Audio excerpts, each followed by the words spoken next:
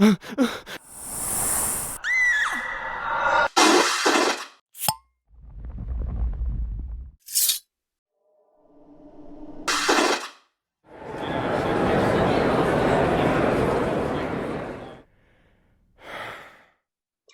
everybody. This is the Supernatural Fandom Track at Continual, and I'm your host, Gail C. Martin. Today, we're talking about the end of the road, how Supernatural might end, how we think it should or shouldn't end, how it could have ended, and all of those possibilities, because this is Winchester land, and you always have several possible realities and alternate universes. So as we're coming up to the end of season 15, and facing the inevitable, although Winchesters never stay dead for long, we're going to talk about how our favorite show might wrap things up. So before we get started, I'm going to let my wonderful panelists introduce themselves. And Stuart, let's start with you.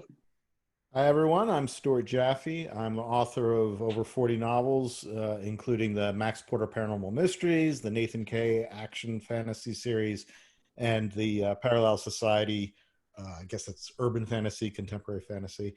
And I've been watching Supernatural since the beginning. I love this show. So I'm there. I'm here. Hank? Hi, everybody. Hank Edwards, and I write gay fiction and gay romance, and I do it with a paranormal kind of lean to it. So, and I've been published for about 20 years. I also have a full-time day job. And I've started watching Supernatural. I kind of binged it. I can't remember what season I jumped in, but it was on Netflix. And I was like, gosh, you know, everybody's telling me I love this. They love the show. So I jumped in, and I just, you know, I haven't looked back. Crystal? Hi, my name is Crystal Payne, and I'm a fan of Supernatural, of course. That's why I'm here. I started watching Supernatural, I want to say, just before season 11 aired. Me and my husband and my son started in August and binged all of the seasons until season 11 aired in October that year. And Melissa? I'm Melissa Kennedy. I am I am the co-author editor of Conventional Wisdom, which is a book about the supernatural conventions. I've worked as an editor, and I've had an eclectic job history. I started watching Supernatural in 2012 when my entire life was falling apart. So I'm one of those Supernatural saved my life people. And binge watched the first 6 seasons, and then caught up from there on. It's been, you know, whenever it's on, I watch, and absolutely love it, and absolutely drives me crazy at the same time. So. And I'm Gail C. Martin. I write epic fantasy, urban fantasy, steampunk, post-apocalyptic fiction under that name. And then as Morgan Bryce, I write urban fantasy, male paranormal romance. And I've got a chapter in Lynn Zuberna Says There'll Be Peace When You Are Done about how Supernatural changed my life and what I see as the legacy of the show. I got into Supernatural halfway through season 11, binge watched 11 seasons in 4 months in time for the beginning of season 12. And I've been all the way down the rabbit hole since then. So Stuart's laughing because he got to watch the whole thing happen. So, well, guys, let's talk about the thing we knew had to be happening someday, but here it is. It's the end of the Supernatural road. And I know there's been talk, well, maybe there'll be a movie down the line, maybe there'll be this or that, and the boys have left some doors open for that. But as far as what we know right now, this is going to be the end of the show. So before we get into spitballing how we think it'll happen, this isn't the first time the show could have ended. During the writer's strike, Mystery Spot actually could have been the last episode ever, which would have been one hell of a cliffhanger. And then Kripke, of course, thought, you know, his original plan was for it to end with Swan Song at the end of season 5. So we've had a number of reprieves, and it wasn't always guaranteed that they were going to get picked up after that.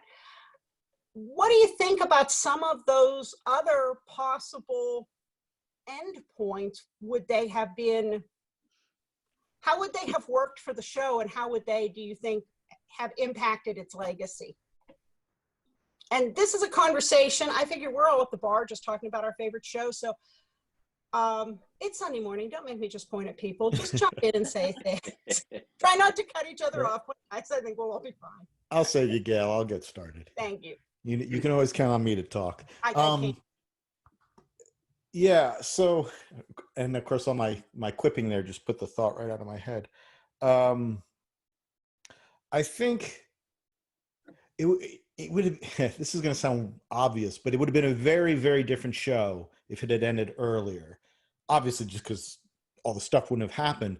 But I think the not just the characters, but the actors, and not just the boys, but the crew, everybody, because that group has been together for a long, long time now.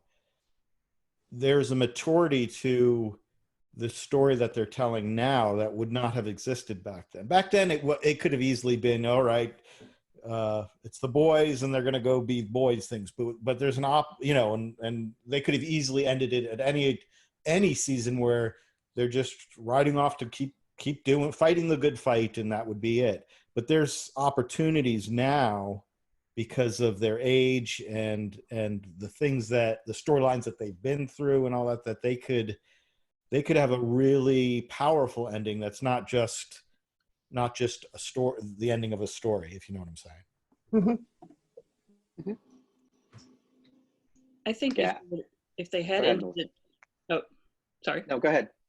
If they had ended it at season 5, the original, I consider that sort of a exquisite little jewel, those first 5 seasons. And I think it would have been beautiful and terrible. It would have destroyed me to have it end right there. But it would have, there's a certain beauty to it, the way it would have ended. You know, Sam had sacrificed himself to save the world. Dean had gone off trying to have a normal life. It worked. And at the same time, I'm really glad they kept going. Jump in, folks. Hank? Yeah, that was that season 5, right? Between season 5 and season 6, that it's been so long since I watched them, so it's kind of hard to keep all the episodes, and there's so many episodes. I'm so old too and tired. And it's but that's kind of like, to me, that's almost like it's like a trilogy, right? So that's like the first book of a trilogy, and then like the next part becomes like this next adventure, or the next round of discoveries and things like that, because it's to get to season 15, they've done so much with the storyline and with the like the background and the mythos, if you will, and kind of like building on the legend. I don't know what the word is right now, it's gone, it's Sunday morning. And they've really done such a good job of kind of like weaving that through and then building to this point. So it's going to be interesting to see how they do it. And I think that sometimes it's felt like they've wandered a little bit, right? And everyone says Leviathans, but I think that so many people don't, and it's so funny. And I think they kind of joke on that. I like how they do that. But it's been interesting to see that growth and to see where those characters have gone to. And I'm glad that it went this long, because they got a chance to, bring back mom and, revisit dad and do those kinds of fun things and bring in other characters. So. Crystal? Yeah, I think I loved Swan Song, the end of season 5. But I do think that they would have been doing not only the fans, but the show and all of the people that they work with a disservice by ending it there. I mean, it was a great episode, and yes, it could have ended there with, Sam dying and Dean going on to live a normal life. But I think there was just so much more of a story that they could have told, and leading up to a phenomenal ending, we would have missed out on all of that. Yeah, I am so grateful that we had the next 10 years. And of course, since it was only supposed to go 5 years and now we've had an extra 10, the debate is still open on who sold their soul. I think it's kind of obvious, you know, somebody did. It's just a little too neat. But I'm so grateful for this extra time because we got to see the characters grow up. And while I agree, you know, there were some meanders and some misfires, I'm actually more salty about the Amelia arc than even the Leviathans. I think one of the things that's so brilliant with Supernatural are the mirrors, where you see something and then you see it again, but twisted and different. So Sam had the demon blood, and Dean was kind of judgy about that. And then Dean gets the mark of Cain. Sam had the whole, you know, boy king thing. Dean gets to be a knight of hell. And with all those mirrored experiences, and the show does it so often, you get to see both of them grow up and go, well, hell, it looks a little different from the other side. And then you have those reconciliation moments where a much more mature Dean can say, I don't care about all that stuff. It's water under the bridge. All I care is that we're here and we're together. You get the reconciliation with John in Lebanon. I'm not a huge fan of Mary, but it did end up that you did get a reconciliation there. And to me, that's just so part and parcel to what Supernatural's impact has been about family and reconnecting and healing, that it's hard to imagine the show without that, because that's been so fundamental. Mm-hmm. Yeah, well, I also think I think a lot of it is about, while it's about obviously about family, it's about acceptance of family, or you know, whether it's a found family or your blood family, because they've certainly have both. The boys have both in their world, and probably without exception, everybody within those two types of families that they have are deeply flawed people. And they have to learn to accept these people on whatever terms they get them on. Which is sort of real life, isn't it? As much as people want to try and fight it, yeah. Right now, we could use a little more of that. And just to go back, because you were wondering who sold their soul to keep the show going. I think it would be very funny if it was Chuck. Just because of who he is. Yeah, there's the thought. Well, and you know what we've seen in part of season 14 coming into season 15 is we've had a lot of favorite characters show up, and there's this sense of people getting a chance to say goodbye, wrapping up some loose ends. How have you felt about that, or which ones meant a lot to you? What outstanding loose ends would you really like to see get resolved before the door finally closes? Melissa, I know I'll be very contrary. Everybody has the little boxes, you know, on their screen, but they're in different orders for everybody, if you hadn't figured that out yet. So I'm going in front and back in my order, like we're at a table. So this may not be your order. So Melissa, I'm picking on you first. I'll be the contrary one. I have not liked all the bringing back everybody. It has felt to me like it's sort of fan service, and it is like a tour. It's almost like we're going along with the tour of the people doing, you know, the actors and the crew doing the show, and it's their little fun farewell tour. But it hasn't been real fun for me because they bring people back just to bring them back, it seems, and then kill them off, or they bring them back and they're not really them. You know, I don't like alternate universe people. You know, that's not my Bobby. That's not my Charlie. So I have not enjoyed that at all. And I think Mary would have been left better, as she was sort of this she was a myth. She was a ghost, and she should have stayed that way. She was an idea that propelled them, you know. But when she became real and concrete and, you know, human, it sort of took something away from the entire show. I thought she was like the thing that they yearned for, and That's the classic don't meet your heroes kind of thing. Been Because way too much meeting of heroes. And she actually originally, as you're talking about, not only was she just a symbol, especially for Sam, but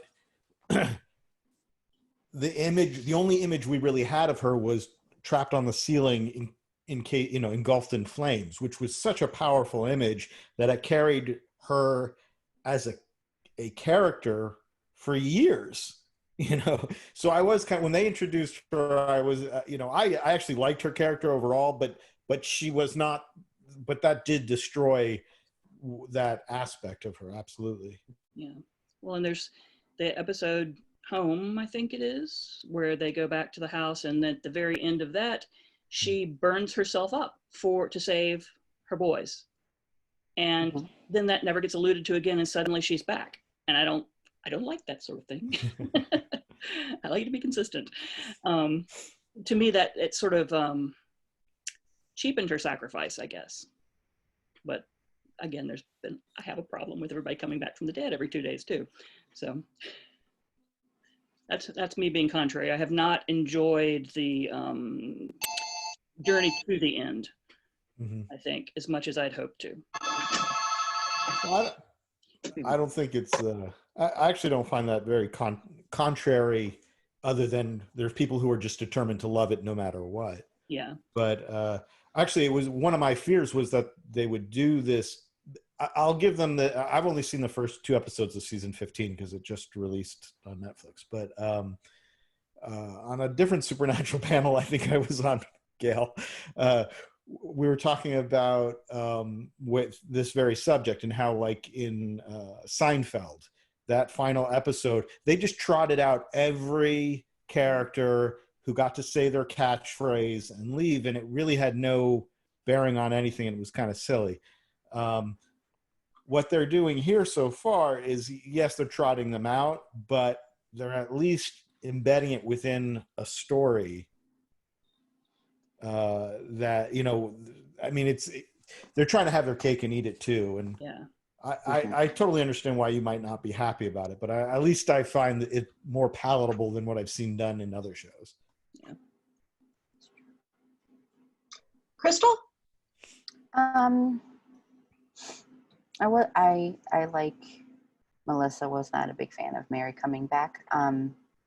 I think that with the boys having her back, it did kind of more of a disservice to them than it did for her being there. I mean, she comes back and, oh, it's my boys. And then she's like, oh, I can't take this, so I'm going to leave for a little while. And then she goes away.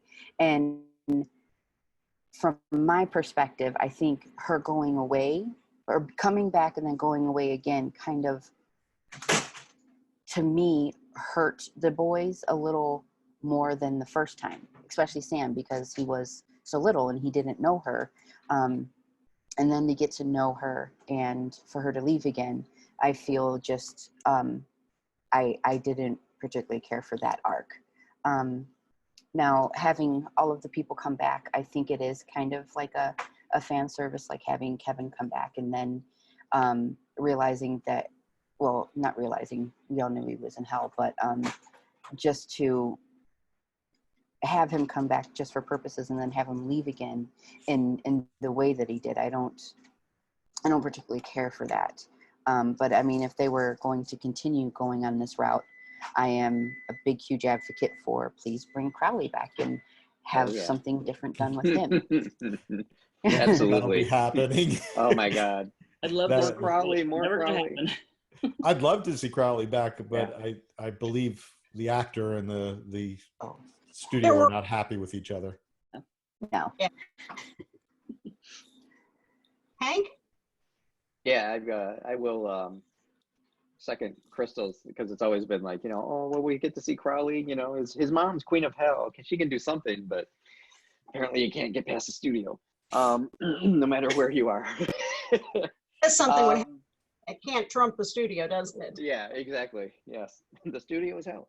Um, yeah, and I kind of agree. Like some of these have felt, and I'm drawing a blank on the character who is a werewolf now, and he's a dentist. Garth.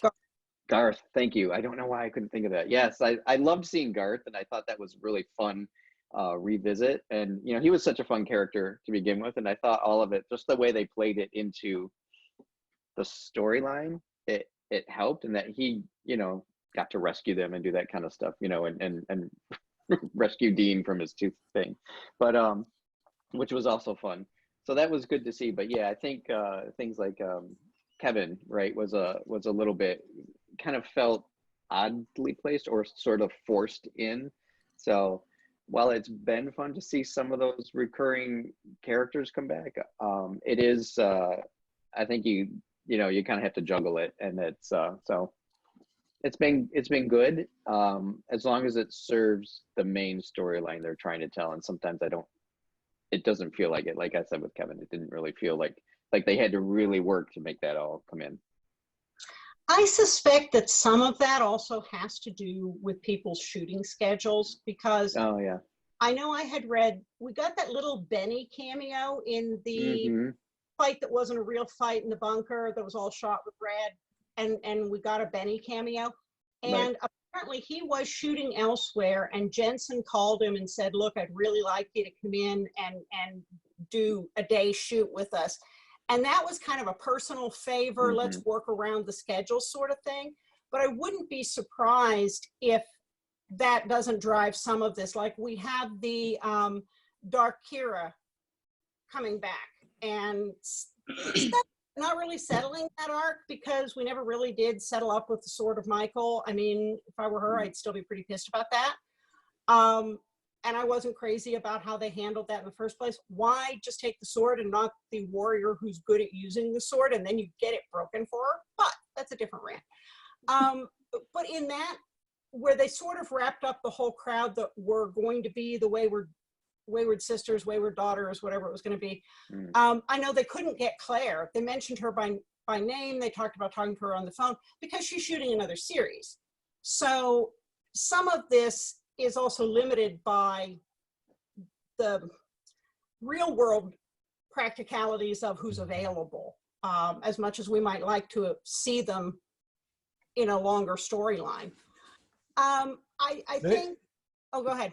I was just say they also have the trouble that the problem that they have a monumental task here. You know, if they had ended it after season 5 or even season 6 or 7, it would have been hard. But every year the show lasted longer made it a bigger and bigger task to try and bring this thing together. And on top of that, if they had done an episode where they didn't trot out any of the old characters, people would be complaining about that too. So they're trying to balance this, and it's, I mean, you know, if they pull anything off if they manage to stick any kind of landing that isn't bad, that's an impressive feat, because we certainly can list all the shows that failed at that.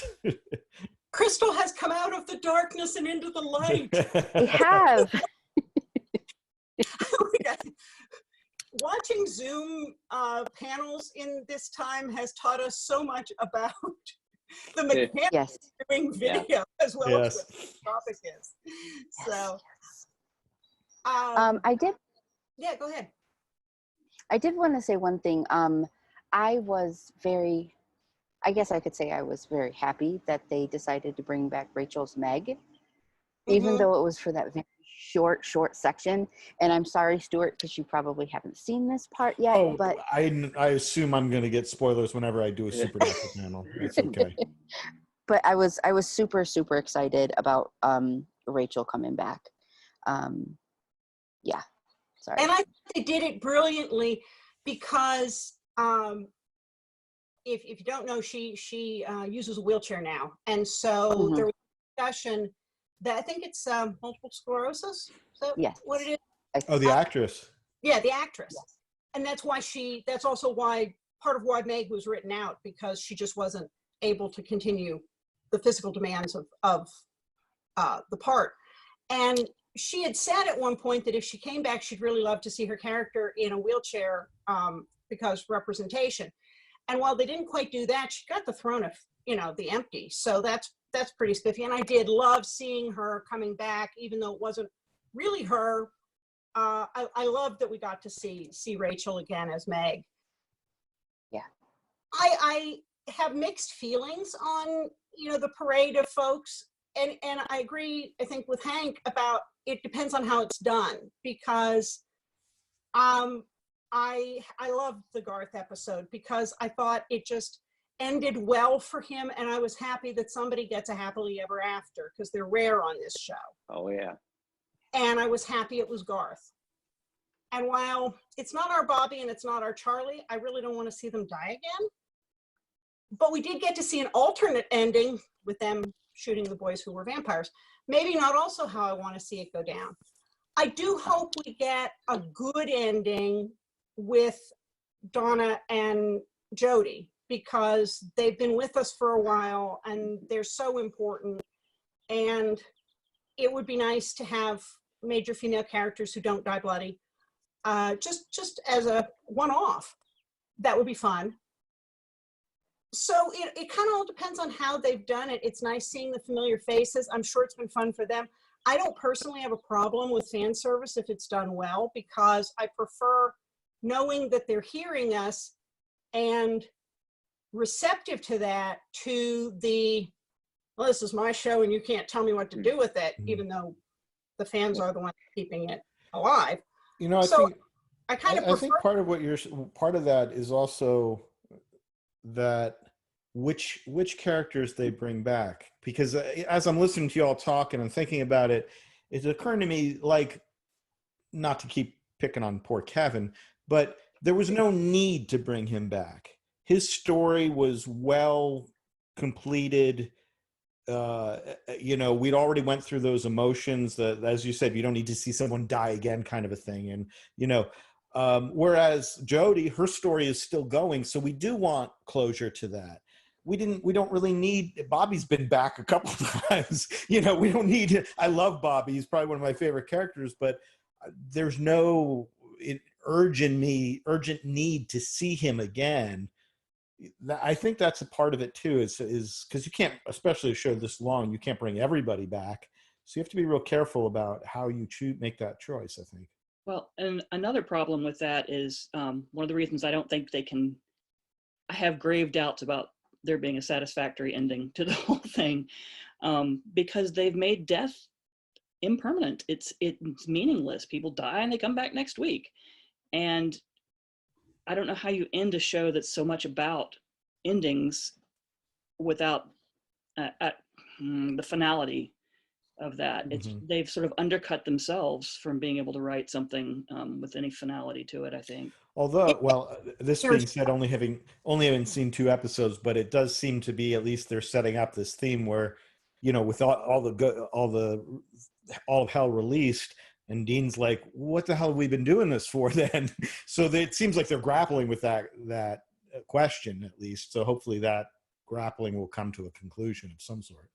Yeah, they could leave us with Schrodinger's show, where it's dead or depending on where Is it over or isn't it over? Yeah. I actually would like that if they really wouldn't finish the rest of it and just leave it right now so that it's open-ended. I'd be happy with that. I might be the only one, but I'm happy with that. There is so much curtain fic out there in the fanfic universe with every flavor of ending you could possibly want. That's kind of covered, and some of those are really, really well done.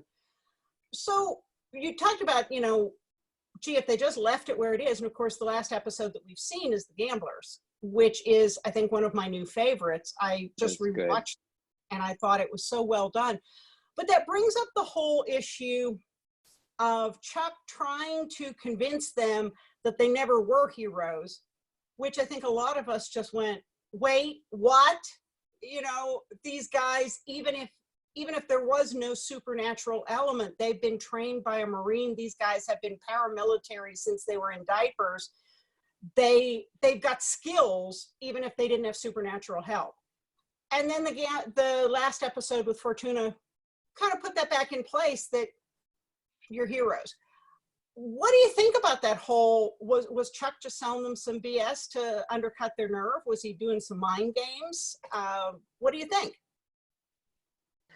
I 100% believe Chuck was doing some mind games, because if Sam and Dean and Cass and everybody aren't on their A game, then he can, I want to say a cuss word, but I don't want to. He can mess with them as much as he wants to. And if he's in their head, they're not going to, like I said, they're not going to be 100%. So if he can get under their skin, then he can basically do whatever he wants and somewhat get away with it until they get back together where they need to be. Melissa, you I'm look- thinking.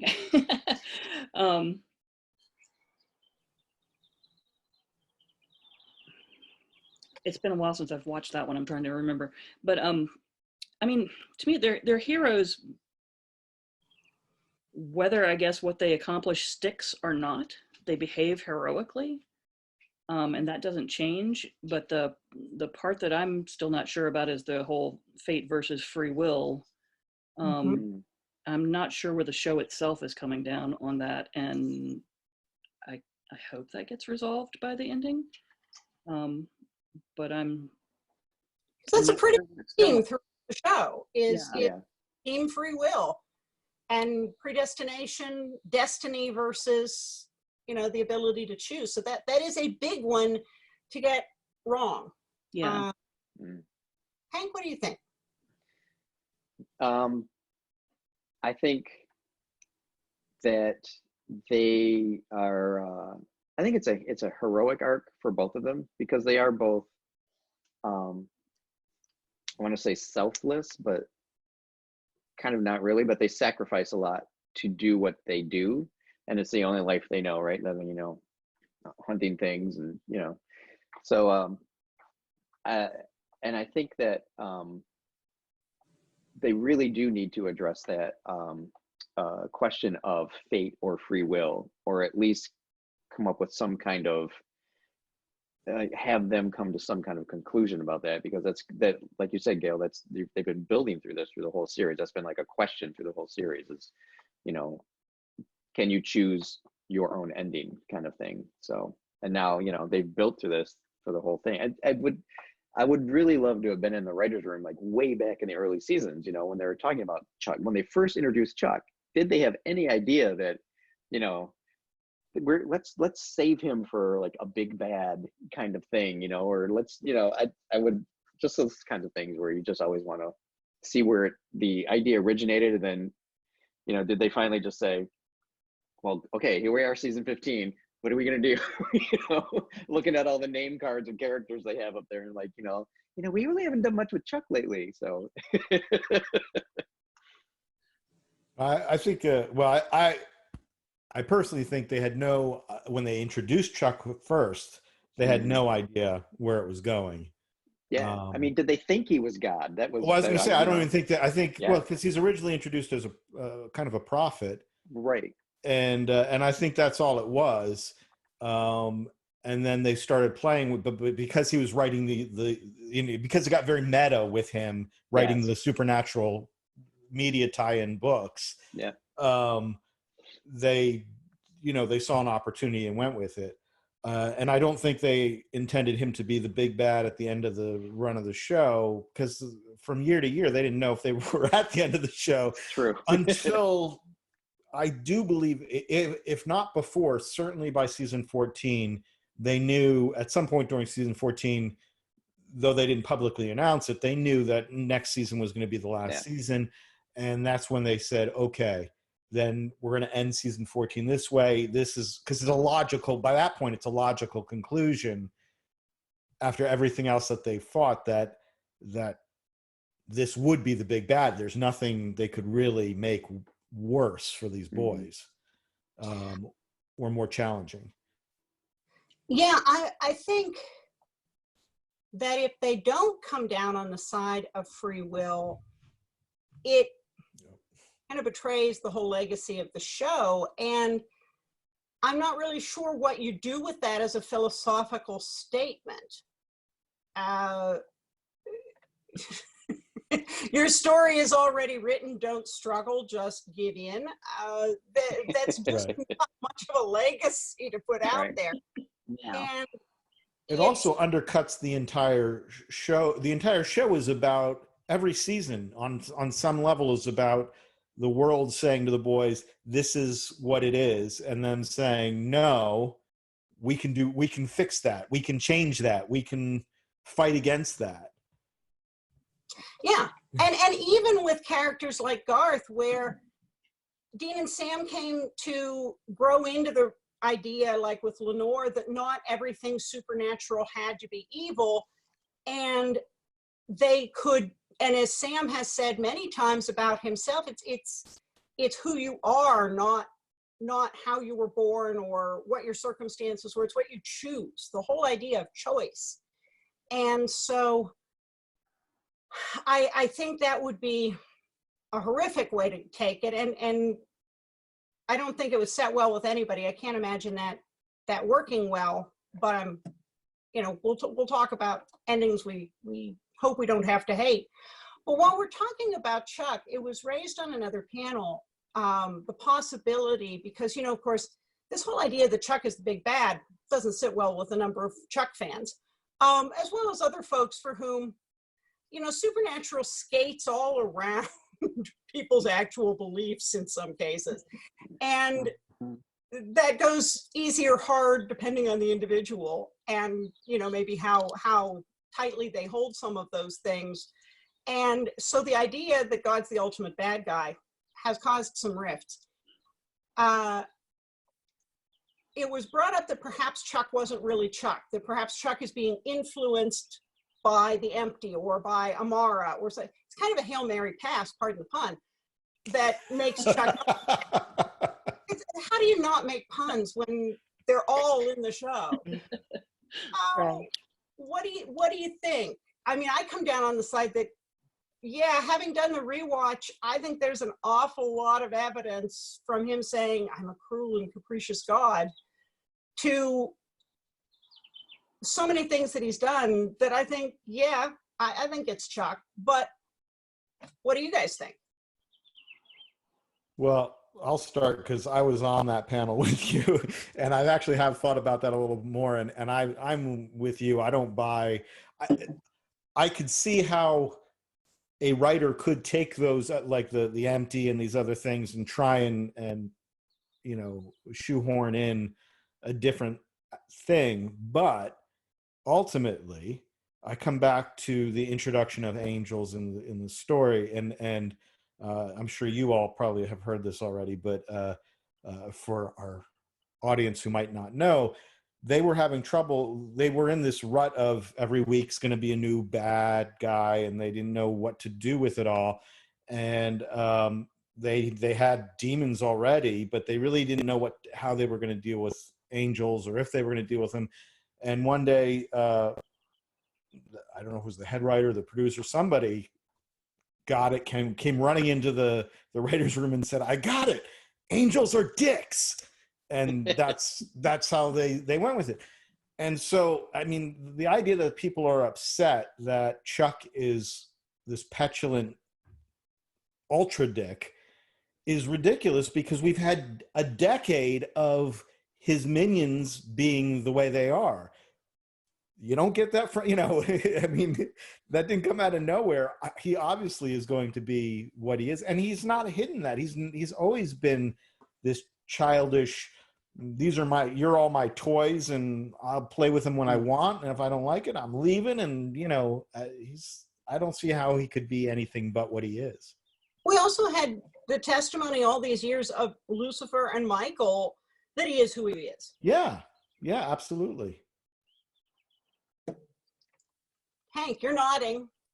I'm nodding because I agree. I think, and I can see that Chuck becoming bored and you know, he's like, he's played with this for so long and on so many worlds, obviously, that we're seeing, you know, that that he's now like, oh, I'm done with that one, you know, just delete file kind of thing. And so he it's gonna, I just don't know how they're gonna, and I know we'll probably get to that, but what they're gonna do for that final, you know, wrap up. And he I think it is him, and I think they have, like Stuart said, I think they have built towards revealing him to be this kind of a character. And you know, like ego, right? A lot of ego. Like, and I always go back to my a lot of people's favorite episode, but mine is episode 200, the musical episode. And it's like, that was such a huge fan service, and that was so much fun. And then like for him to come in at the end, you know, to be like, you know, the publisher, to be interested in the musical, it's kind of like, you know, I want to see what you've done with my creation. How have you honored me? So it was kind of I do think that's him, and I think they're characterizing him. They're just kind of like said, all right, gloves off, let's show Chuck's true colors. Crystal, Melissa? I agree. I think this probably at this point, this is who Chuck is. It leaves us with a really unpleasant world. Like, there are no good guys except Sam and Dean, and they're questioning whether or not they're actually heroes, sort of thing. Like, how do you succeed in a world where there are no good guys in some ways, you know? God's a jerk, the demons are jerks, the angels are jerks. You're all on your own. Yeah, you're on your own. And you might not even have free will, so suck it up, kids. You know, one interesting thing they could do, they've already established through the seasons that there were other gods before, you know, other cultures, and that those gods, people stopped believing in them and they faded away, and so forth. And they've established that Chuck at times is more powerful than at other. He pretends to be all powerful, but he's not. He has limits. So I could conceive of an ending in which Sam and Dean realize they have free will, realize they are the heroes they need to be, and not only defeat God, but through some great magic spell, and they bring Rowena in, and everybody who, you know, all work together, and they just get rid of heaven and hell completely. That's done. That's no longer a thing. Then Earth is what we make of it as individual. The ultimate free will. We do what we can make of it. I'd go for that. There are some excellent curtain fics written to the idea that they actually did close the gates to heaven and hell, and with no monsters, there was no need to hunt, and so the only thing they needed to deal with were people, but they could go on their merry way. So yeah, I was thinking kind of the same thing. Crystal? Yeah, I think Chuck is Chuck. I don't think it's ever crossed my mind that somebody else could be influencing him. I just think that things aren't going the way that he wants it at the moment. So he's having a temper tantrum of like a 5-year-old. And he's like, I want it my way, and I want it how I want it. And if it's not going to be that way, then I'm just going to destroy shit and make it the way I want it to be. That's kind of how I always saw Chuck, as like this overarching dick. And he can just puppeteer everybody to how he wants them. And if they veer off in any way, then he punishes them. And he's just a dick. Sorry. I want to talk about 2 more things here before our time is up, and let's talk first about how we're afraid the show might end. Bad outcomes, what we don't want to see. And then let's talk about what we do want to see and what would make us really happy as fans and be, in our eyes, true to the legacy. So let's get the bad out of the way first. What are you afraid of happening here at the end? Hank, I'm going to pick on you first. Okay. I think my biggest fear is that it'll be a cliffhanger. So there will be no resolution. It'll be some kind of, them going up against impossible odds, and then there's no resolution. There's no, them driving off into the sunset kind of thing. I think it's like, that would be, the show has a, not a history, but has a nature for doing things like that, kind of veering away from those happy endings. But to see it as a cliffhanger, not knowing what's happening, I think that would be, I would not like that. I'll put it that way. Stuart? I don't want to see any version of a circular story where what they defeat God or whatever happens, but then ultimately they're back in the car driving off for another case, and nothing's really because of the length of this show, there needs to be some type of finality to whatever there happens. But if it ends up with them just, it could be another season. No, that would be a bad ending, I think. How about you, Melissa? I can think of so many bad endings. I want the question of fate versus free will to be definitively answered, I think. I really hope they don't do something cheesy like wrap it all up in a bow and then start over. So Sam and Dean, we see young Sam and Dean, but no Azazel or nobody coming into the room late at night, and they grow up and happy, and they get to have that life over again. I don't want them to go back and make it okay, I guess. I mean, I want these guys to live with the trauma they've been through and who they are now, and have peace with that, but I don't want it wrapped up in a nice little bow. Yeah, I think them, like, waking them up from a dream, and them having the happy life with mom and dad, I think that would be completely disastrous. I don't think that would, that should never have been be an idea in the writer's room. I'll be in the ending for those of us old enough to remember Dallas. Yeah. Yep. Yeah. I've been struggling with how I think it should end for quite a while. I like Hank. I don't want him to, or maybe it was Stuart. I don't want him to get in the car and head off to another case, because then that's not really an ending. And it's like, if they're still going, what has this 15 years been for? It's leaving us to think that if it ends with free will, that they have free will, but then they're still being puppeteered by something, because they still have to go off and fight, and they can never just be Sam and Dean. But then on the other hand, what is Sam and Dean without them fighting to make the world better? So I guess I'm still kind of trying to grapple with how I think it should end, and I know how I don't want it to end, but yeah, so. I've got a couple of things I really hope they don't do. One of them is, for me, I want the boys together at the end, dead or alive, but I want them together. I think they've earned that, whether it's in their shared heaven or whether they just go out like Butch and Sundance. I don't want one to be left behind. So I don't want them to do a mirror image of Swan Song, where this time Dean dies, but Sam gets, God help us, Sam goes back to Amelia and has his dog.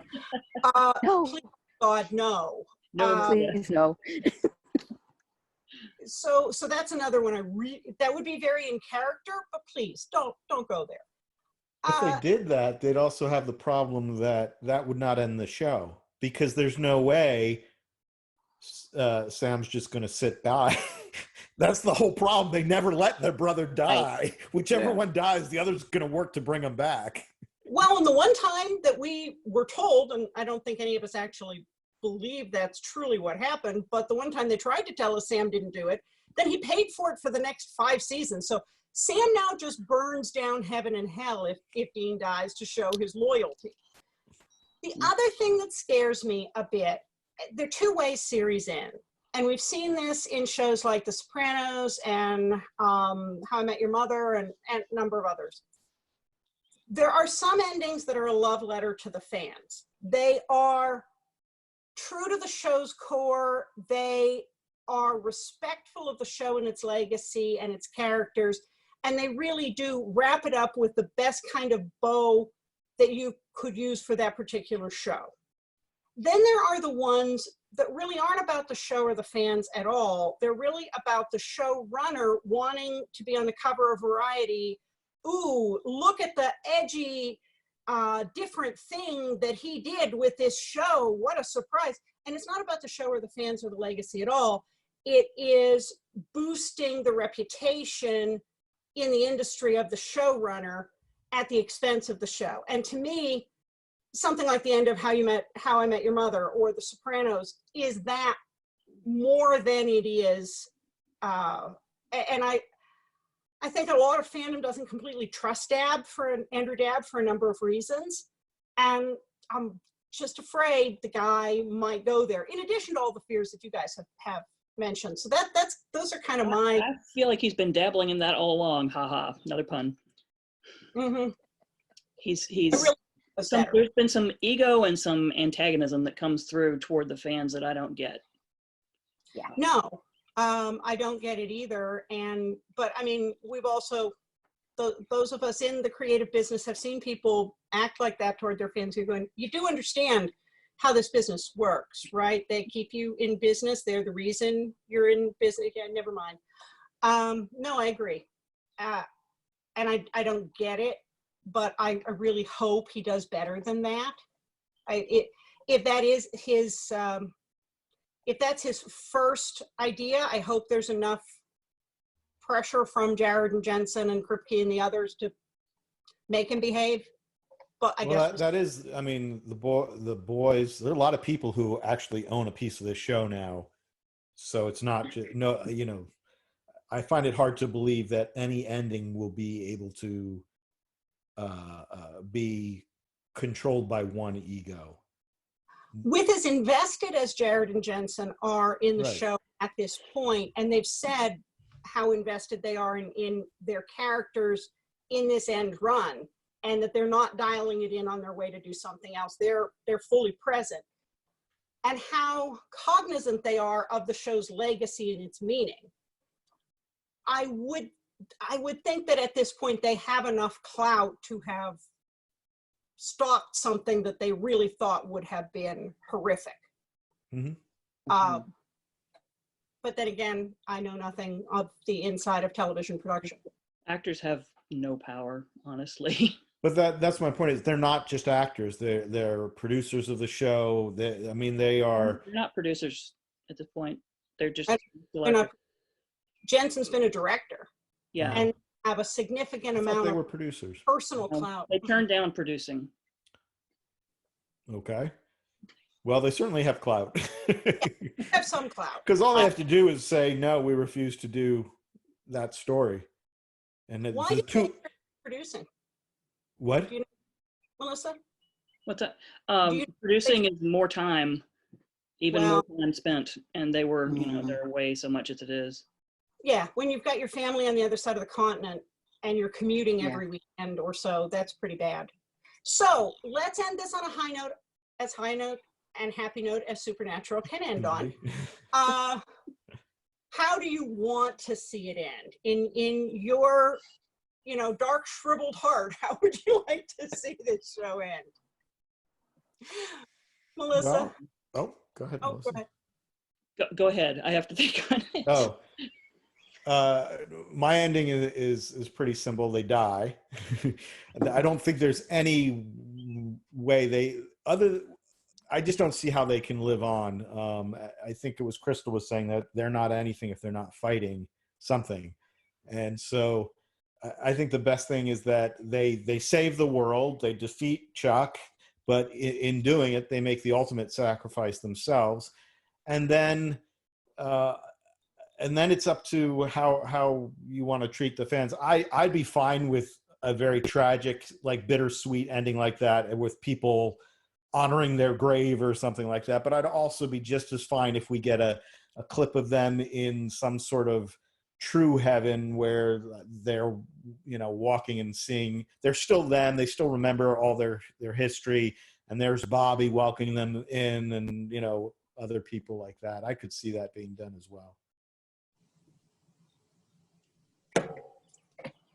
Jump in. I could see that. I could live with that one. I have not a serious fantasy ending, but one where everything blows up, everybody dies, and then suddenly Garth pops up and says, "Did I miss anything?"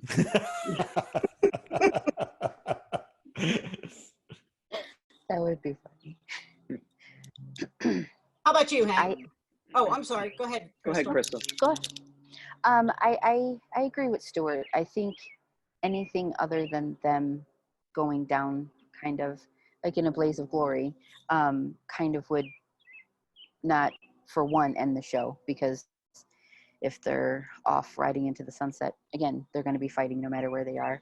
I agree with, I think that, you know, them ending the show with them in heaven, Dean with a big, huge fucking apple pie, and Sam with a beer, and, you know, maybe John sitting with them, Bobby. I think something like that would be kind of like where I would want to see it. No matter what happens, we're still going to have people who are very upset with the ending because, for one, it ended. And it's not going to be the way that they want it. But I think the blaze of glory, and then them being in heaven with each other, of course, kind of is where I'm veering towards the end. Hank? Yep, I'm right there about that. The blaze of glory, I think, is going to be, it's a good resolution, because like they've said, Stuart and Crystal have said, you know, just having them go off, they haven't like go off and do like another season, right? It's just, it's not a good ending for them. They, you know, it's like they haven't earned anything, and I want them to be able to like have a gift at the end of all of this. So have that blaze of glory. And then I've been thinking it would be really cool to see, if they defeat Chuck, and to see Castiel kind of step into that role and assume the God position and start running heaven, and maybe making changes, right? And so Sam and Dean together, and then, you know, maybe giving him some crap about the way that he's actually doing it or something like that. So, you know, I thought that would be kind of an interesting twist to see Castiel step up and become that leader that he's been trying to be, but kind of resisting being. So Yeah, I actually think they might be setting Jack up for that. Yeah. Oh, that's a good point. Yeah. Because I don't want Jack to, after 15 years, be the one who fixes everything when it's really Sam and Dean's show. Just another, you know, fear. Much as I love the character and the actor, but Jack is more powerful than Castiel. Cass has already had his shot at God and didn't do well from it. But Jack now coming back with all this extra power, and perhaps absorbing even the power, if this is how we get rid of God and Amara. And he's that dichotomy of good and evil. That could be really interesting, having him step into heaven and hell close. I do think it for me, it needs to end with a blaze of glory, the two of them going out together. But what I would love, and having it end with them dead doesn't preclude them ever coming back and doing short miniseries or a movie of the Lost Files. You know, we know there's a lot of time that we didn't see in the show that passed. There's a whole missing year between, you know, season 5 and 6 that the show just kind of passed. So they could always come back and do that, and they wouldn't have to bring them back from the dead. I want to see them walk into Harville's Roadhouse, and Ash and Ellen and Joe and John, who she's not going to shoot now, and everybody's there, and they get a beer, and they're in heaven in Harville's Roadhouse with their family and their found family. That would be my perfect ending, which you know, I'm sure we're not going to get, but that's what I'm holding out for. Well, folks, this has been fantastic. And as usual, when you get Supernatural fans together, we could do this all day. But it's actually time to wrap us up. Let's go through and just say briefly where people can find you online. Stuart? You can find me at stuartjaffe.com or on Facebook, or go to Amazon and put my name in and you'll see everything I'm doing. Thank you. Hank? Yep.